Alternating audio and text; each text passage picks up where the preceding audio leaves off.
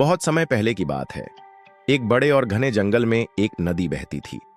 उस नदी में एक मगरमच्छ रहता था। मगरमच्छ बहुत ही चालाक और होशियार था, लेकिन उसकी एक आदत थी कि वह हमेशा अपने स्वार्थ के बारे में सोचता था। उसका नाम था मको, और वह अपनी चतुराई के कारण जंगल के बाकी जानवरों से बहुत अलग था। नदी के किनारे जंगल के जानवरों का आना जाना रहता था। वे पानी पीने के लिए आते थे और कई जानवर तो नदी में नहाने भी आते थे। मगरमच्छ इन सभी जानवरों को देखता और अपनी योजना बनाता रहता था। वह सोचता था, अगर मैं इन जानवरों को अपनी जाल में फंसा लूं तो मुझे खाने के लिए बहुत कुछ मिल जाएगा। एक दिन जंगल के एक लोमड़ी ने देखा कि मक्को मगरमच्छ नदी के पास किसी योजना पर काम कर रहा था। लोमड़ी जानती थी कि मक्को बहुत चालाक है, लेकिन वह हमेशा दूसरों को धोखा देने के मौके ढूंढता था। लोमड़ी ने सोचा, मुझे मक्को को समझाना होगा ताकि वह अपनी चालाकी से दूसरों को नुकसान न पहुंचाए। लोमड़ी ने मक्को के पास जाकर कहा, मक्को, तुम बहुत चालाक हो, लेकिन क्या तुम जानते हो कि तुम्हारी चालाकी से कभी कभी दूसरों को बहुत नुकसान हो सकता है।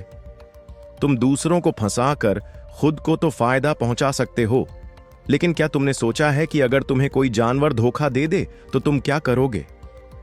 मक्को ने लोमड़ी की बातों पर ध्यान नहीं दिया और हंसते हुए कहा, तुम समझ नहीं रही हो लोमड़ी, जो मैं कर रहा हूं वह तो मेरी चतुराई है। मुझे क्या फर्क पड़ता है अगर दूसरे जानवर मेरी योजना का शिकार होते हैं। लोमड़ी ने फिर एक योजना बनाई। उसने मक्को से कहा, ठीक है, अगर तुम इतने चालाक हो तो तुम्हें एक चुनौती स्वीकार करनी चाहिए। मुझे यह साबित करके दिखाओ कि तुम सचमुच इतने चतुर हो। मक्को को लोमड़ी का प्रस्ताव बहुत अच्छा लगा। उसने तुरंत चुनौती स्वीकार की। लोमड़ी ने मक्को से कहा, तुम्हें नदी के उस पार जाना होगा, लेकिन तुम्हारे रास्ते में एक जाल होगा जिसमें तुम्हें खुद को फंसाना होगा। अगर तुम सही तरीके से जाल को पार कर गए तो मैं मान लूंगी कि तुम सच में चतुर हो। मक्को ने नदी पार करने की योजना बनाई, लेकिन जैसे ही वह जाल के पास पहुंचा, उसे महसूस हुआ कि जाल बहुत मजबूत था और वह उसमें फंस गया।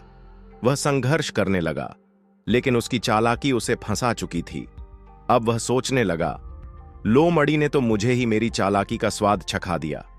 लोमड़ी ने मक्को को देखा और कहा, देखो मक्को, तुमने अपनी चालाकी से दूसरे जानवरों को फंसाया था, लेकिन आज तुम खुद ही फंस गए।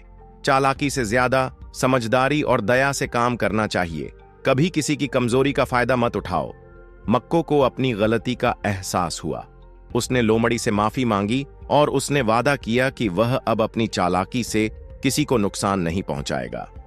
लोमड़ी ने उसे निकाला और दोनों अच्छे दोस्त बन गए।